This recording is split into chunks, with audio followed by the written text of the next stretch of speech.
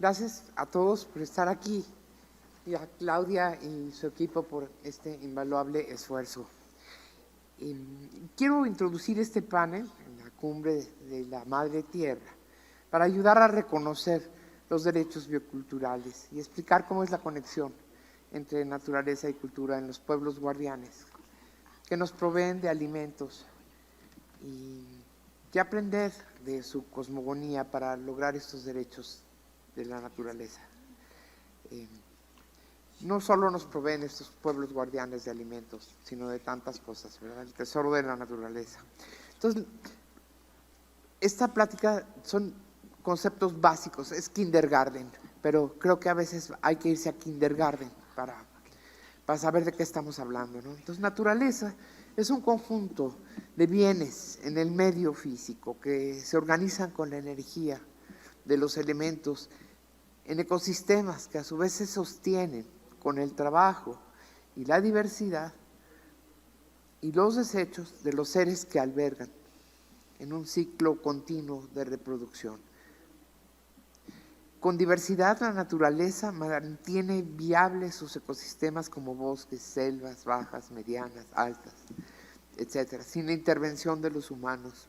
Procura nichos para todos los reinos, sean plantas, insectos, hongos, animales, vertebrados. Por otro lado, la cultura.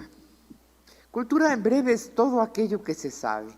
Y hay una antropóloga maravillosa, Catherine Wood, que ha trabajado con los nahuas, y ella señala 3 referentes para entender la cultura náhuatl, y quiero que se los aprendan porque creo que sirve para cualquier cultura. Uno es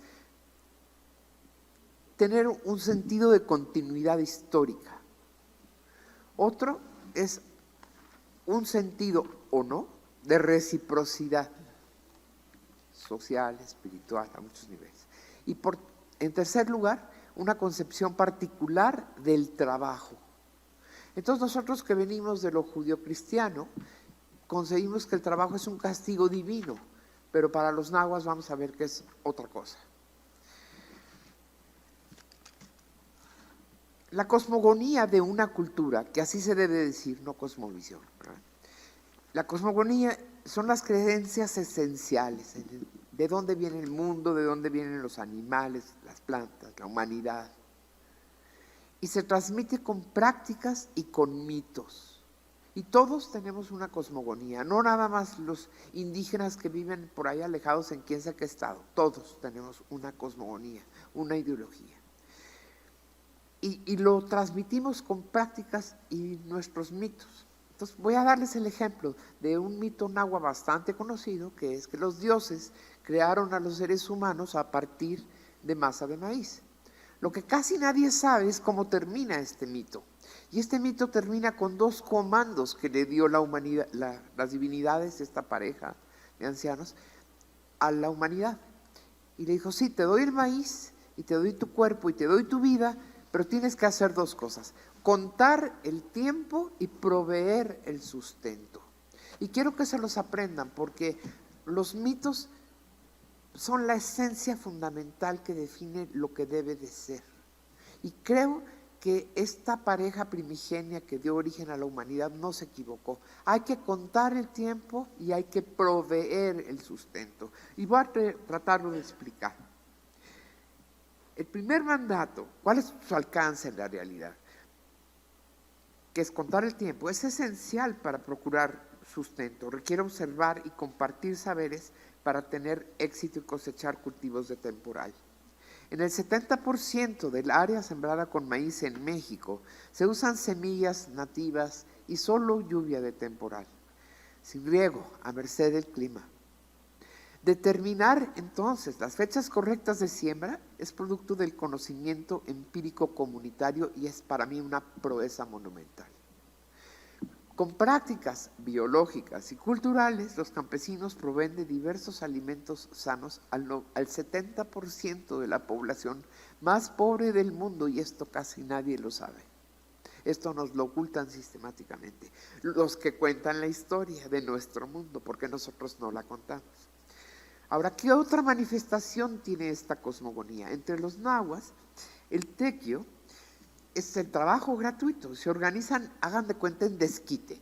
Yo ayudo a mi vecino y el vecino me ayuda. Ayudo a mi compadre o a mi pariente y él me ayuda. Pero también ayudo a mi comunidad a trazar guardarrayas para prevenir que se quemen las milpas. Y con Tequio, los miembros de estas comunidades nahuas de Tepoztlán, que fueron las que yo conocí, trabajan para ayudar a sus encargados del sistema de cargos a organizar la vida social y religiosa. Es decir, organizan a hacer los ritos de petición a los señores del viento, de las nubes, del rayo, ayudan a hacer las peregrinaciones y las fiestas donde recuerdan lo ocurrido y lo hecho por los ancestros y agradecen a los dioses y santos patrones. Y así generan alegría, sentido de pertenencia. ¿A qué? A una comunidad que se mantiene con el esfuerzo de todos. Estas tradiciones fortalecen los lazos comunitarios, el cariño a la región y la conciencia de los bienes naturales que los sostienen a todos. Tradición, pues, es, y no es mi definición, es la de un campesino náhuatl, tradición es todo aquello que da sentido al presente. Siento mucho no poder mostrar el mapa de las variedades de maíz en todo México, que es centro de diversificación y de origen del maíz, al igual que Centroamérica. Pero los alcances de esta vida de los pueblos guardianes con esas prácticas han hecho posible el enorme logro agricultural de cientos de variedades de maíz adaptadas a cada sitio a lo largo y ancho del país. Cada una de ellas con competencia completa para medrar en su nicho. Y es posible porque los campesinos intercambian sus semillas con sus vecinos para asegurarse que sus plantíos son inseminados con el mejor polen de maíz. Me queda un minuto. Y voy a terminar con la teoría biocultural, porque el tema de mi intervención, para dar lugar a las ponencias de mis compañeros de panel, es de dónde fregados los derechos bioculturales. Esta teoría surgió en la antropología en los 60s y fue revolucionaria porque por primera vez en la vida concibió a la humanidad como cuerpo, como parte de una región, como parte de una población y como productor de saberes. Y esto fue un parteaguas en la antropología física. Y advirtieron en el año de 68 que teníamos que aprender lo más posible de las poblaciones en peligro biocultural. ¿Y a quién se referían? A campesinos, a cazadores, a recolectores, a pescadores, que todavía hoy están vivos en todos los continentes. Porque ellos condensan nuestro pasado evolutivo y sintetizan prehistoria e historia humana. Entonces, de acuerdo a los llamados de las Naciones Unidas a el tema de esta cumbre, quiero terminar en penúltimo lugar, decir una sugerencia sencilla para aumentar nuestra percepción biocultural y nuestra conciencia biocultural. Y esta es cambiar la manera de decir las cosas, ciertas cosas, y dejar de decir usos y costumbres y más bien decir tradiciones. Dejar de decir recursos naturales y más bien decir bienes de la naturaleza. Dejar de decir autoridades para decir funcionarios o servidores públicos. Y así varios ejemplos. Entonces, en último, ¿en qué te incumben a ti y a mí y a todos nosotros y a cualquier profesión estos derechos bioculturales? Bueno, nos incumben porque son los de los recolectores, los agricultores primarios, porque con su trabajo transgeneracional nos han dado y nos siguen proveyendo de maíces y otros granos diversos indispensables para nuestra sobrevivencia. Son los derechos que se refieren al trabajo y formas de vida de los guardianes de las semillas y la diversidad biológica y cultural. Ana María, ¿qué piensas sobre la importancia de la preservación del entorno natural como característica fundamental de la identidad cultural de los pueblos originarios y comunidades indígenas y piedra angular para el reconocimiento de su libre autodeterminación y autonomía por parte del Estado? Pienso que es correcto. Si le quitas el signo de interrogación a la oración que acabas de decir es exactamente eso. El territorio es piedra angular de la existencia de los pueblos indígenas. Por ejemplo, los pueblos nahuas de Tepoztlán, que son los que yo conozco, forman parte de una gran región ceremonial que se extiende desde el sur de Xochimilco hasta Chalma, ¿no? Entonces, las cuevas, las cimas, los manantiales, los cauces, las barrancas, cada uno de estos sitios tiene una importancia, tiene un nombre, y son regiones ceremoniales y hay un profundo afecto a estas cimas, estas ermitas, estas cañadas, estos manantiales, estas cuevas, porque son lugares donde reside una entidad del trueno o del rayo o del agua que es protectora y sin la cual no se puede sembrar maíz con éxito así en temporal. Cada uno de estos lugares en el territorio se transforma en un lugar de inagotable fuerza y permite comunicarse con lo sagrado. A mí me decían que por qué no decía yo madre tierra, pues yo quisiera decir gran espíritu tierra sin darle un género femenino o masculino, y adoro a las madres, no tengo problemas si le seguimos diciendo madre tierra, pues.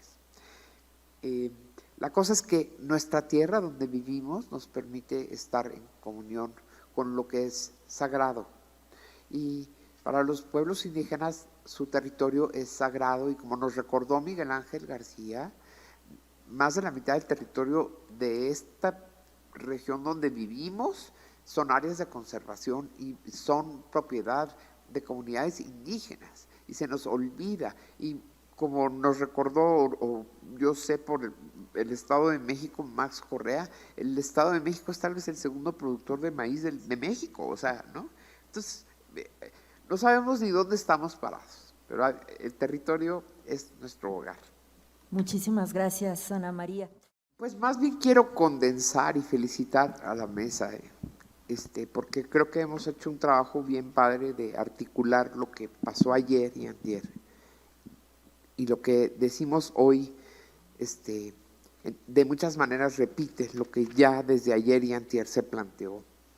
Entonces yo no quiero que olvidemos en dónde estamos parados, y estamos en la sombra de las transnacionales.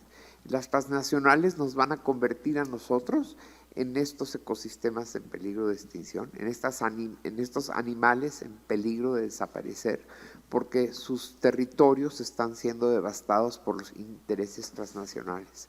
Entonces no quiero que perdamos de vista los tres referentes que les dije de una buena cultura.